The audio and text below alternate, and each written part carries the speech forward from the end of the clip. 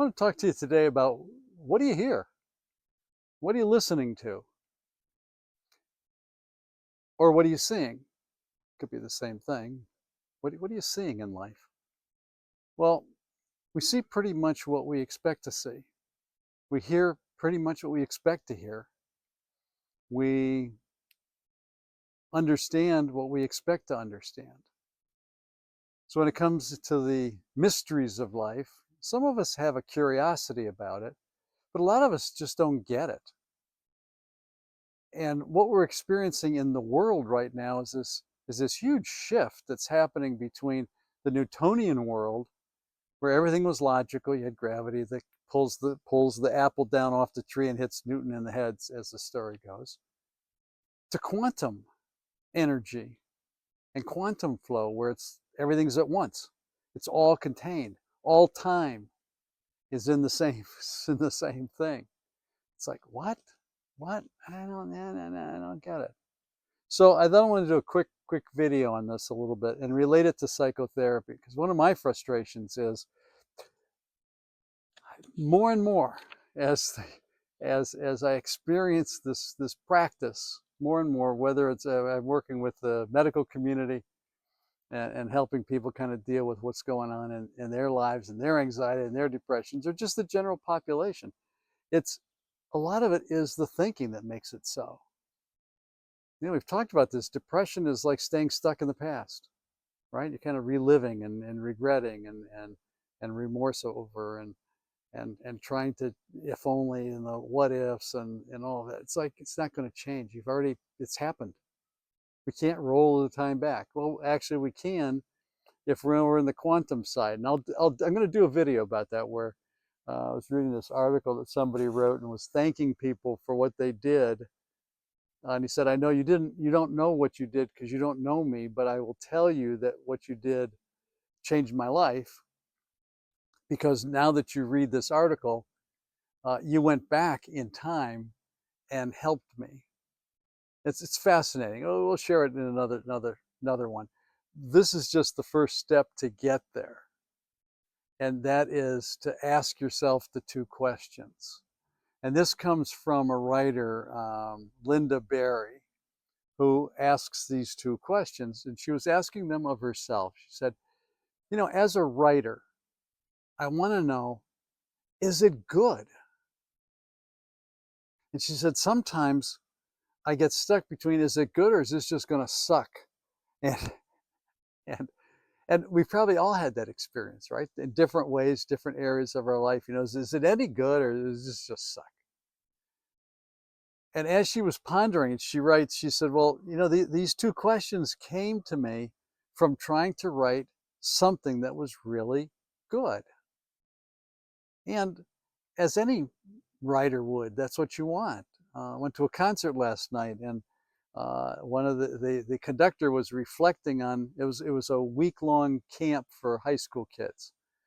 And they worked on several pieces that they did as a group, and then individual, they had solos, and they all of them paired up in a quartet, and they presented a piece.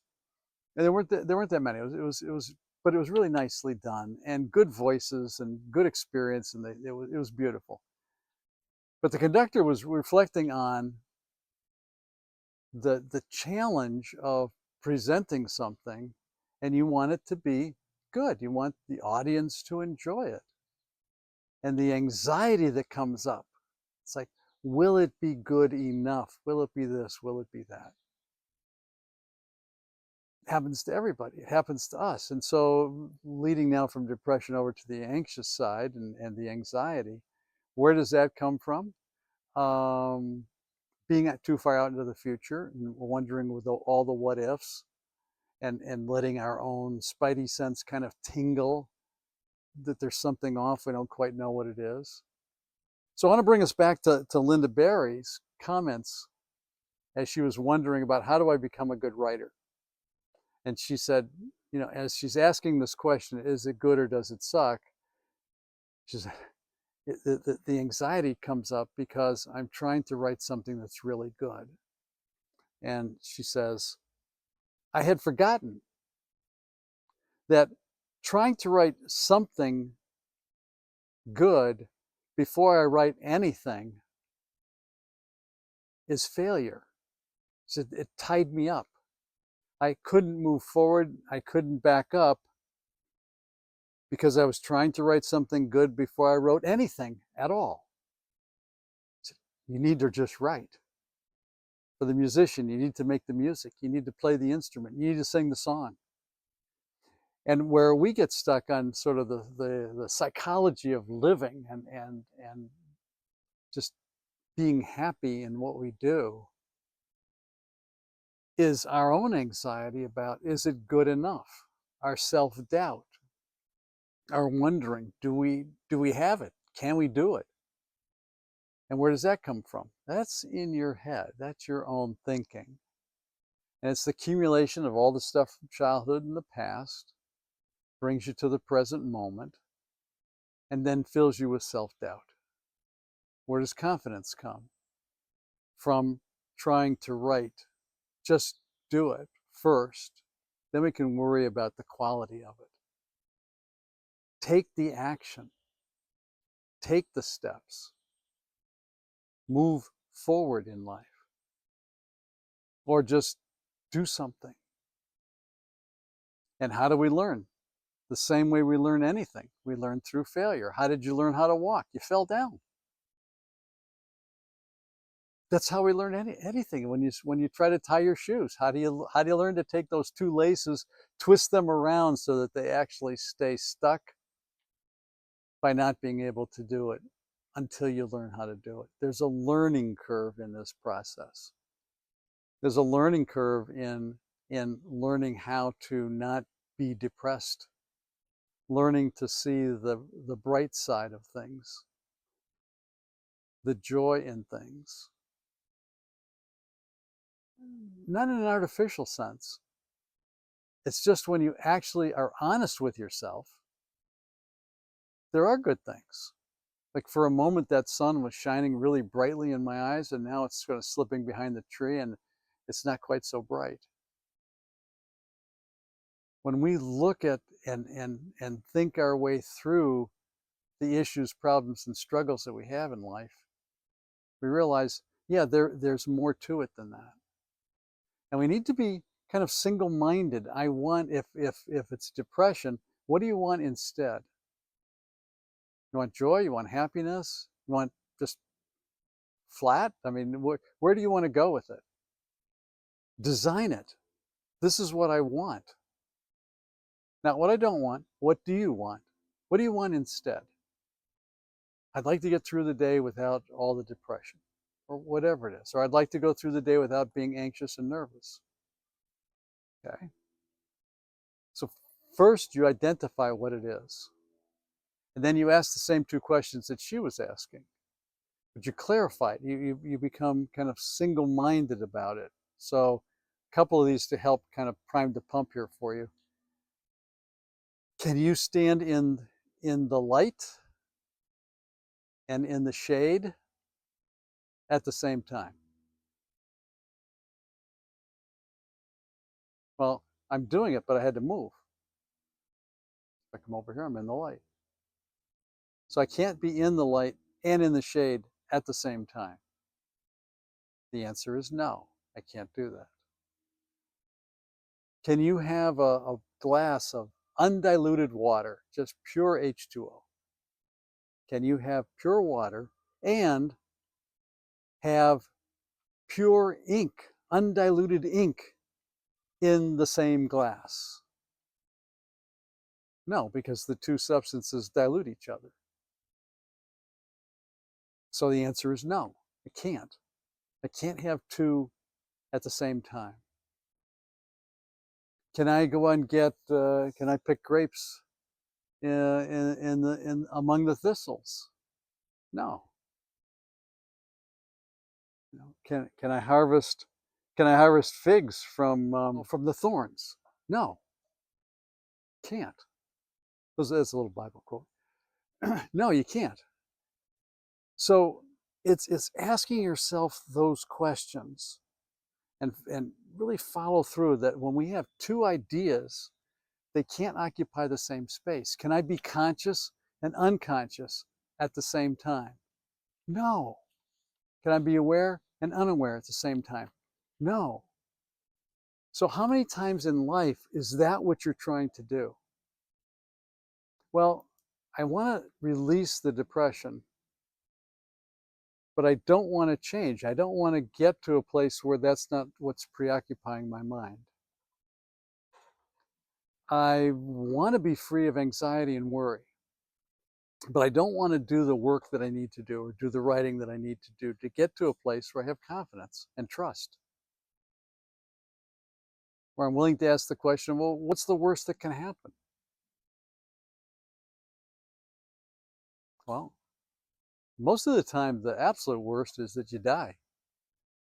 But those of us who have experienced near-death experiences, you realize actually you don't die, you become more alive. And you're free from some of the burdens of time and space, of the Newtonian experience, if you will. You step right into the quantum reality. And it's 100 times more alive. Sometime I'll do a video on it and talk about my experience. But it's pretty much what everybody experiences. It's like they're just more alive. Like this little bit of light that's shining on me now, nothing compared to the light when you're in the light. So it's like, yeah, there isn't anything to be afraid of. There are things that will change. You're saying, well, Tom, if you had a saber-toothed tiger come jumping out of those bushes back there, it would change your life. Yeah, it probably would, unless I could outrun it. Yeah, you're right. But I know that what comes next is even better. You know, it's like there's so many times in life when we have these examples. I love sports. I'm not going to tell you all the different games. I did some research on this. I was going to kind of go through the actual things, but you'll understand this. Pick any sport: golf, tennis, soccer, football, baseball, volleyball. Imagine teams competing.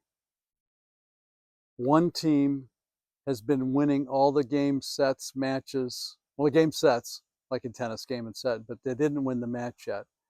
And the opponent, who's been like zero all the way through, suddenly starts to win game after game after game after game, and then becomes game, set, match winner of the whole thing and finishes first. Football, been losing in all three quarters. Finally, in the fourth quarter, in the last few minutes, touchdown, touchdown, touchdown, touchdown, field goal, and they win by 3 points or 1 point, whatever. Baseball, been losing the whole time. Suddenly, bottom of the ninth, bases are loaded. They're down by 3. 3 points will bring them tied, and then the fourth, the batter who goes around, will be the winning run. And there's story after story where that's happened. That's really what I'm talking about. When you take action, when you use the 2 questions to help you think through where you are and what's going on, then you take the last little step. You take the last little bit of action. So it's cognitive, but it's also behavioral. There's a behavior that has to happen. There's action that has to be taken to have that final victory, to get that final win. And life may be hard to hear, whatever you're experiencing right now, life is for you. It's in your corner. It's rooting. It's trying to send things to you and messages to you. If it's not good stuff, it's trying to tell you you need to make a change. You just got fired? Great, because now you have the possibility of actually doing what you want to do. We have bad medical news. Wonderful. You have the opportunity to work in cooperation and participation with your body toward health and wholeness. It's not going that way? Then get busy figuring out about life. What comes next? What's been the human experience for those people who went to the other side and came back? Start reading. There's tons of books and stories out there, not just in this last few decades, in the history of humankind, there have been people who came back to life and talk about it and experienced it. Do any of us want to? No, because this is a once in a lifetime experience. Do I think there's multiple lives? Yeah, I don't think we get to just do this once. We have all of eternity. Why would we think that it would be a one and done? Did you, in this one lifetime, learn everything there was to learn? We're just discovering quantum physics. Now, it didn't not exist before now. It was there. We just didn't know it. Right? Look at Galileo. His brain is so far out into the world that he's drawing helicopters and submarines, in addition to saying, no, the Earth is not the center of the universe and everything else is revolving around it. In fact, our sun is not the center of the universe. It is of our little solar system, but it's not the center of the universe. The universe does not spin around our sun, nor even our galaxy. There is so much more out there. And while I'm on the topic, let me just check the time. Yeah, I got a minute here. One more thought about this. Our hearing, you can't hear a dog whistle. Our hearing is limited. There are lots of creatures out there that can hear both ends of the spectrum differently than we do. We're sort of stuck in that little bit. Our eyesight, what we can see of light waves and interpret within us, very small, very small. You don't see microwaves. You don't see infrared waves. You don't see X-rays.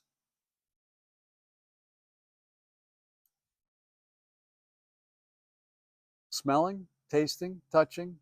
I know I've talked about this before, but think about it. There's so little that you actually hear, know, perceive, and understand. You could come here multiple times, all of eternity, just on this planet. This is only one planet in this solar system of ours, but there's lots of other solar systems in just the Milky Way alone. There's Andromeda, that's another galaxy that we can see from here. And then all the other galaxies. And now that we have the Hubble telescope floating around out there, we know there's even more galaxies being created. So I would advise, if you're really struggling with life, lighten up a little bit. Cut yourself a break. Ask yourself the two questions. Am I trying to do something really good before I just do something? Am I trying to stay in the safety and security of the darkness before I stand into the light, but I really know that that's where the action is and I have to make a choice? You're standing at a place where there's two paths and they're about ready to go in very different directions, and you're trying to decide which one's for me. And you really haven't been practicing your intuition, because actually your mind, body know which path is yours, which is the right one to take. Why? Because we know that the brain anticipates what's next. Just a few milliseconds, I think. But they've wired folks up and they realize, oh, you know what? You've already thought through this. You're already anticipating what comes next. But before we do all of that, let's just kind of figure out who you are and where you are in life and how to do some basic stuff of just getting through the day and shifting and changing in ways that you design. It's your blueprint, unique to you and specific to your desires, wants, wishes, hopes, and dreams. So come join me at the end of August when we do a little brief kind of class on this, and share your views, share where you are. But we'll dig into this a little bit, have some fun together with some great laughs. Hopefully not take our lives too seriously, but maybe fix some of the junky thinking and clear and clean stuff up and out. So stay tuned. I'll give you more details in one of the future videos. Absolute, as always, pleasure to be with you, to share with you, to discuss some of these things and find some ways to just get through a day. I know a lot of you are the 12-hour shift folks in actual hospital settings. And again, I know I say this a lot, but I so appreciate your work, your heart to care for another human being that you're just meeting sometimes for the very first time. And yet by your nature and your love of humanity, you're willing to, to make a sacrifice to care for another person at the absolute worst time in their life. So thank you. If no one thanked you this week or today, please know from my heart to yours, thank you. And to all the rest of us that are just doing our best, thank you for that, making a positive contribution here in this world. Well, unfortunately, some of our brothers and sisters that we share the planet with haven't caught up to that idea and concept yet. They're still stuck on competition rather than cooperation. But we'll wish that they kind of come on board with that, and that when we collaborate with one another, everybody wins. There's so much more that we can do and make this a much better place. Thank you for sharing a little moment of your day with me, or night, or wherever you are in the day. And thank you, thank you, thank you. Stay tuned to subscribe, like, share this with other people. Let's let our community grow. Comments below. Namaste. Thank you.